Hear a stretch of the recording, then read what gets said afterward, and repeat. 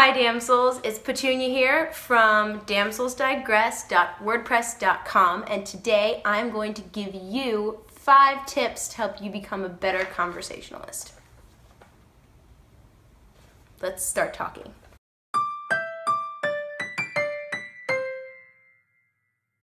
Okay, so tip number 1 for you guys is to bring up subjects that both of you have in common.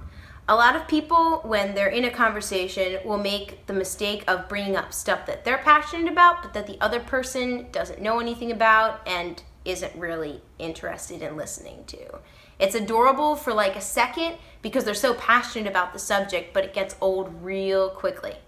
So when you're talking to people, make sure to bring up things that you know the two of you have in common, because it'll make conversation flow much easier, and it'll actually be a conversation because both of you can contribute. If you're meeting someone for the first time, it might be difficult, but you can always comment on the occasion that brought you together or what's going on around you. For example, if you're meeting someone at school, you could talk to them about the classes you're taking and how that's relevant to your life or to their life. If you meet them at church, you could talk to them about what brought them there, what they think of the message, and how the stuff in the message is relating to their life, which leads up to other avenues of conversation. Tip number 2, no monologues.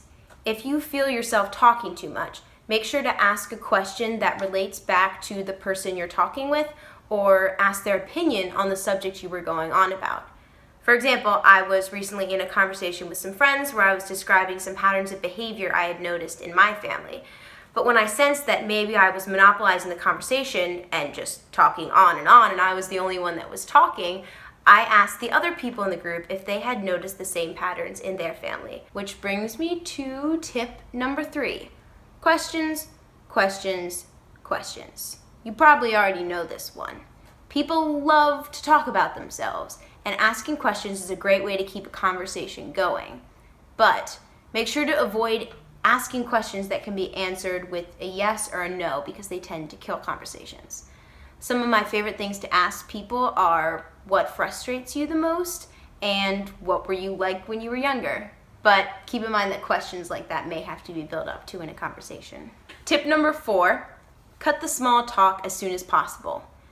Don't get me wrong, small talk is fine as a means of introducing yourself to someone or reconnecting with someone you haven't seen in a while, but don't linger on it. Small talk is usually not memorable, and it's also normally just a precursor to more interesting subjects. I personally hate when I get asked how school or work is going, not because I hate school or work, but because I've already answered the question at least 3 times today. So, while small talk can be good as a way to get a conversation flowing, make sure it's not the whole conversation. Don't linger on the weather. Nobody likes talking about the weather. Don't put your script in the shot. Don't linger on the weather. Nobody likes lingering on the weather. Back to me. Last tip. Number 5.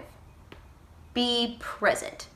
I struggle with this a lot in conversations. If I'm in the middle of talking to someone and the conversation isn't interesting, instead of making the conversation more interesting, I'll get distracted by stuff that's going on around me or even my own thoughts. But I find that when I really focus on the other person, they become more interesting and even easier to talk to, because I'm picking up on physical and verbal cues that I wouldn't have otherwise, and it just makes everything flow way easier. Plus, being more present makes you more likable. Almost nothing is more flattering than having another person fully invested in what you have to say. So, be the person that you would want to have talking to you. That's 5, guys. Burgers and fries. Tips. 5 tips. That's 5 tips. So, make sure to check out our blog at damselsdigress.wordpress.com. You can like our Facebook page, follow us on Twitter at damselblog, and on Instagram at damselsdigress, and make sure to subscribe for more digressions.